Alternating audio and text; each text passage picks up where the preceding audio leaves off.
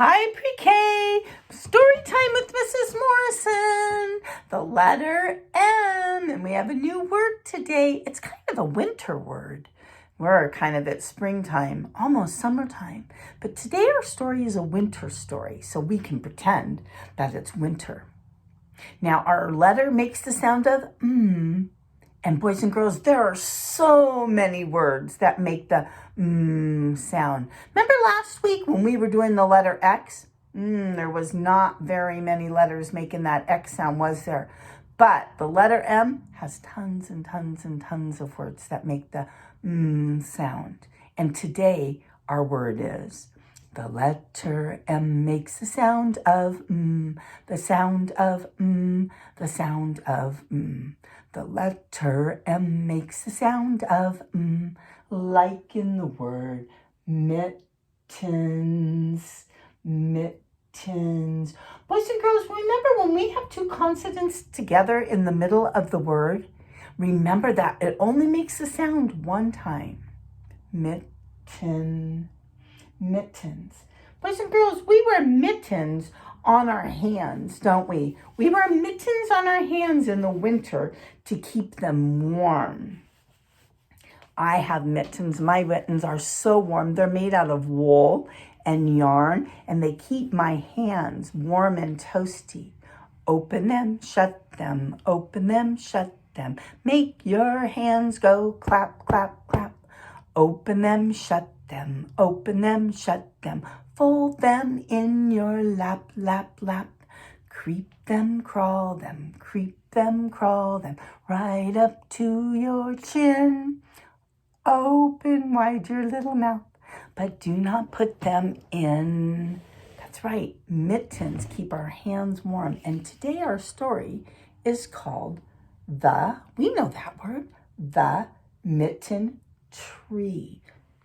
Boys and girls, do mittens grow on trees, just like apples and oranges?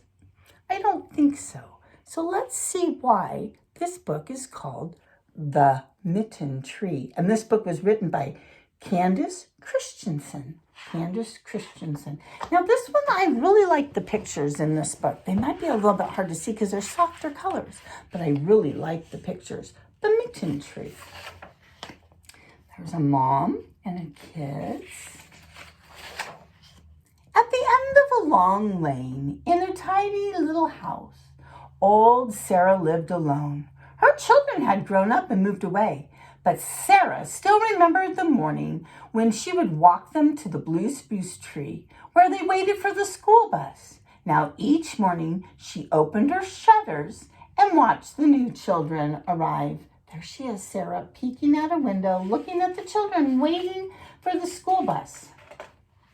Every chilly morning, Sarah pulled on her warm coat and started down the lane. And as she walked past the children on her way to her mailbox, she wished they would smile or wave, but they never did. The children didn't even notice her. Still, when she saw them, she couldn't help but smile. One winter morning, after the first snow had fallen, all the children were making snowmen and throwing snowballs. All except for one little boy in a blue cap and blue coat.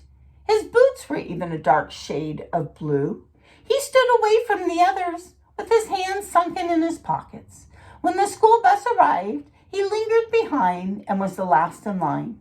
As Sarah watched the little boy climb into the bus, she could see one thing. He had no mittens. We said mittens are good when it's cold out. All that day, Sarah couldn't stop worrying about the little boy with no mittens. Later in the afternoon, as the sky grew dark, Sarah dug through her basket of yarn scraps she had saved for many years. She found her needles and 4 shades of blue wool. Then she began to knit. What do you think Sarah is going to knit? Boys and girls, I think you can figure it out. I think you're right. She worked late into the night. When the sun began to rise, she hurried to the bus stop and she hung mittens on the old blue spruce tree. From behind the hedge, Sarah watched. The little boy was the first to arrive. He saw the mittens and he reached up and he tried them on and they fit.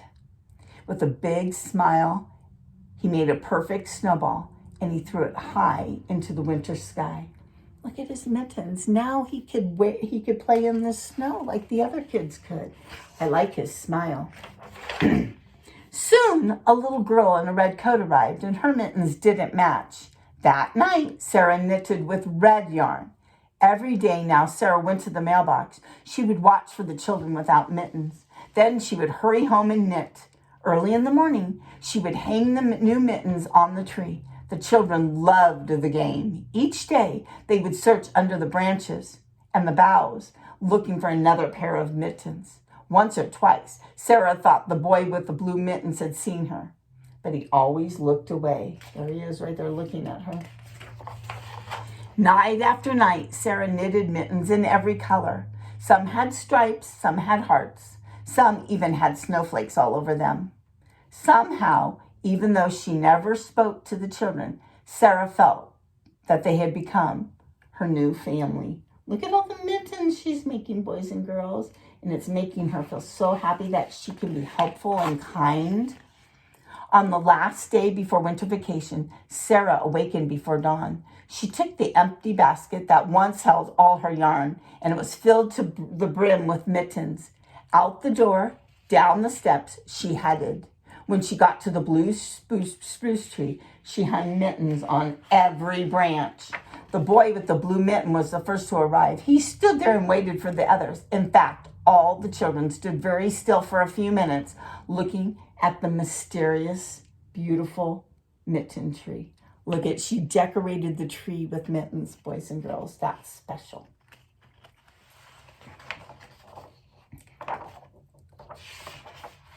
When they boarded the bus, each child now wore a pair of mittens.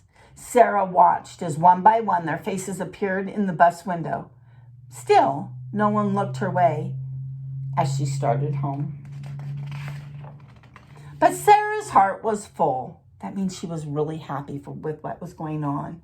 It was full as when the sound of her own children filled her house.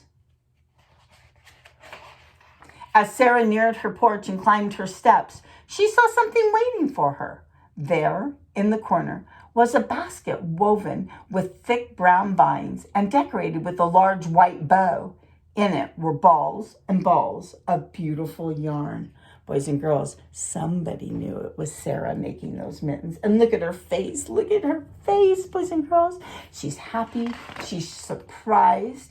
To this day, Sarah knits mittens for all the children in her town. And every time her basket is empty, a new one, a new full one, appears. Sarah doesn't know who the yarn is from. The children don't know who the mittens are from. But somebody must. I wonder who. Maybe you can think about that. Who do you think puts the yarn on Sarah's porch? I don't know. Do you?